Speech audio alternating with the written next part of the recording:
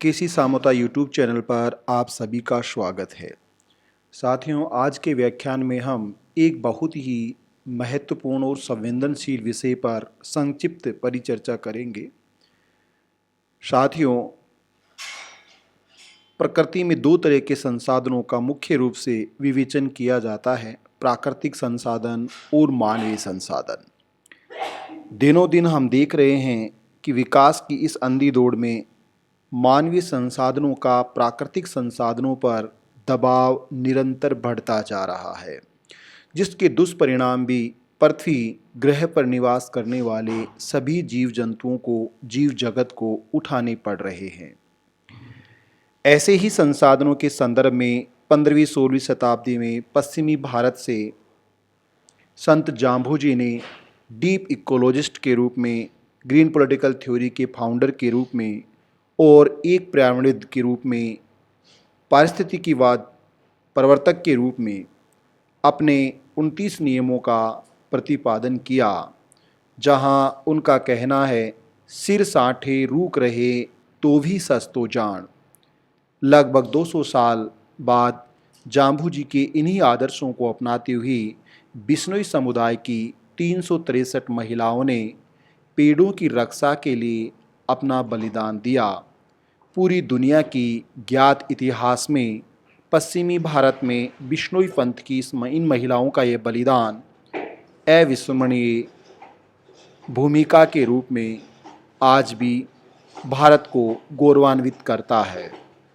इसके बावजूद भी हाल ही में जनसंख्या यानी कि मानव संसाधन की संख्या को बढ़ाने के लिए अलग अलग स्तर पर परिचर्चाएं की गई, जिनमें राजस्थान में हुए जातीय सम्मेलनों, जिनमें क्षत्रिय महासभा के द्वारा 4 बच्चों को जन्म देने का आह्वान किया गया, तथाकथित बागेश्वर धाम के द्वारा 4 संतानों को कम से कम जन्म देने की बात कही गई, मानव संसाधनों को बढ़ाने के लिए जन्म दर को बढ़ाने की बात कही गई। और इसी क्रम में राजस्थान पत्रिका में 25 जनवरी को प्रकाशित खबर में यह जिक्र किया गया कि हर हिंदू परिवार कम से कम 3 बच्चे पैदा करें। उस पर हम विस्तार से बातचीत करते हैं। लेकिन एक जन्म लेने वाला बच्चा, जिसे हम मानवीय संसाधन का भाग मानते हैं, केवल संख्या के रूप में जन्म नहीं लेता, अपितु वह अपने जन्म के साथ शिक्षा, स्वास्थ्य, रोटी, कपड़ा, मकान और तमाम तरह की उन सुविधाओं की मांग भी साथ लेकर आता है, जिनकी पूर्ति करना फिलहाल प्राकृतिक संसाधनों की इस वस्तु स्थिति में संभव नहीं है।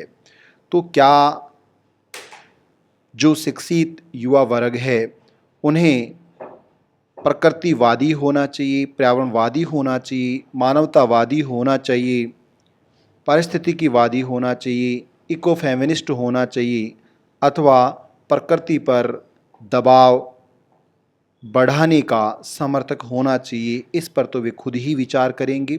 इसलिए पूरी दुनिया भर में मानव संसाधन का जो दबाव प्राकृतिक संसाधनों पर बढ़ता जा रहा है, उसमें हम सहयोगी नहीं बने, अपितु प्राकृतिक संसाधनों और मानवीय संसाधनों में संतुलन की स्थिति को बनाए रखें और प्रकृतिवादी बने, बेहतर होगा। तो क्या समाचार जगत, जिसे वर्षों पहले लोकतंत्र का चौथा स्तंभ कहा जाता था, अब स्तंभ तो वह कहीं बचा नहीं है, पैसे कमाने वाला स्तंभ ही हम कह सकते हैं कि लोकतंत्र के नाम पर चौथे नंबर पर जो बड़ा व्यापार करता है, उसे आजकल हम समाचार जगत या मीडिया या पत्रिका कहते हैं। इसलिए व्यवसाय या व्यवसाय से हम हानि की उम्मीद नहीं करते, वे लाभ कमाए, इसलिए किसी भी तरह की प्रकृति विरोधी खबरों को स्थान दे, हम ऐसी उम्मीद उनसे नहीं कर सकते। साथियों,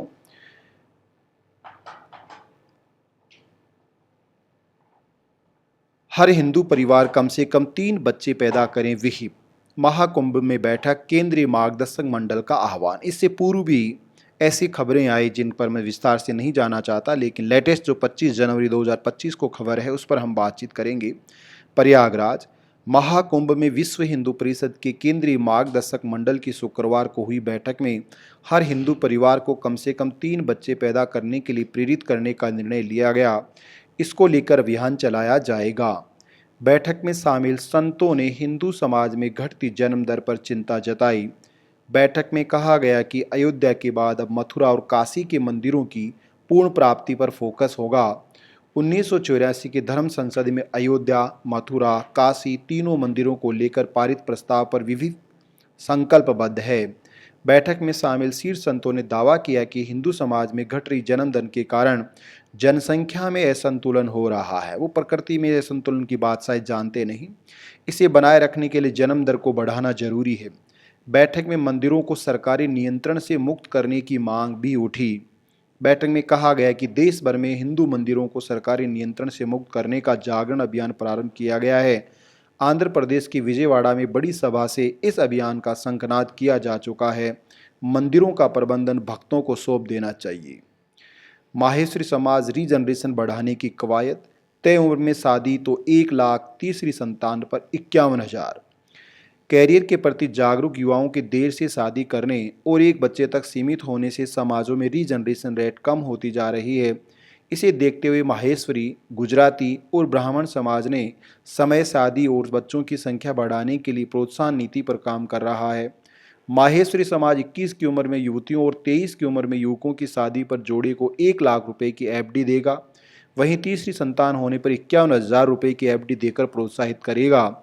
यह फैसला सूरत में अखिल भारतवर्षीय माहेश्वरी महासभा की बैठक में हुआ। इस मौके पर पेश की गई रिपोर्ट के अनुसार समाज की आबादी कम हो रही है, जेंडर गैप भी बढ़ रहा है। इसका कारण 1 या 2 बच्चों का चलन और पति पत्नी का कामकाजी होना है। एक तरफ जहां अमेरिका और तमाम देशों से भारतीयों को बाहर निकाला जा रहा है, वहीं भारतीय जनसंख्या बढ़ाने पर दिनों दिन जोर देते जा रहे हैं। इसलिए मार्गदर्शक मंडल महत्वपूर्ण। संघ परिवार में केंद्रीय मार्गदर्शक मंडल ऐसी इकाई है जिसके सुझावों के अनुरूप ही विश्व हिंदू परिषद कार्य करता है। बैठक में आचार्य महामंडलेश्वर अवधेशानंद गिरी, महामंडलेश्वर विशोकानंद, विहिप के केंद्रीय अध्यक्ष आलोक कुमार, केंद्रीय महामंत्री बजरंग लाल बागड़ा प्रमुख रूप से मौजूद रहे। गुजराती समाज दूसरी संतान पर राशि। गुजराती समाज भोपाल के अध्यक्ष संजय पटेल ने बताया कि खर्च की बोझ के कारण लोग संतान पैदा करने से डर रहे हैं। इसका असर समाज पर पड़ रहा है। इसके लिए योजना लाई जाएगी। दूसरी संतान बेटी होने पर समाज की ओर से 51,000 और बेटा होने पर 25,000 रुपये प्रोत्साहन राशि दी जाएगी। तीसरी संतान बेटी हुई तो 1 लाख रुपये और 1,000 और बेटा होने पर 51,000 रुपये समाज देगा। ब्राह्मण समाज 4 संतान होने पर 1 लाख। सनाड्य ब्राह्मण समाज के इंदौर में हुए परिचय सम्मेलन में समाज संरक्षक पंडित विष्णु राजौरिया ने 4 संतान होने पर 1 लाख रुपये पुरस्कार देने की घोषणा की। उन्होंने कहा, समाज में सकारात्मक बदलाव के लिए यह प्रयास किया जाएगा। साथियों, वर्ण व्यवस्था के अनुसार निर्देशन करने वाला ये वर्ण जनसंख्या बढ़ाने पर दिनों दिन जोर देता जा रहा है, तो बाकी वर्णों का क्या होगा? और सबसे बड़ी बात, हमारी जो प्रकृति है, जो जीव जगत है, जो हमारा इकोलॉजिकल सिस्टम है, उस पर कैसा नकारात्मक प्रभाव पड़ेगा, ये हमें सोचना होगा। हालांकि ये बहुत कम उम्मीद है कि इन धर्माचार्यों की ऐसी अतार्किक और प्रकृति विरोधी बातों पर युवा और शिक्षित वर्ग अमल करेगा, क्योंकि इतने रुपए तो वह बहुत ऐशो आराम में ही खर्च कर देता है, तो इन पैसों से वो बच्चों का पालन पोषण कर पाएंगे, ऐसी उम्मीद करना बेईमानी है।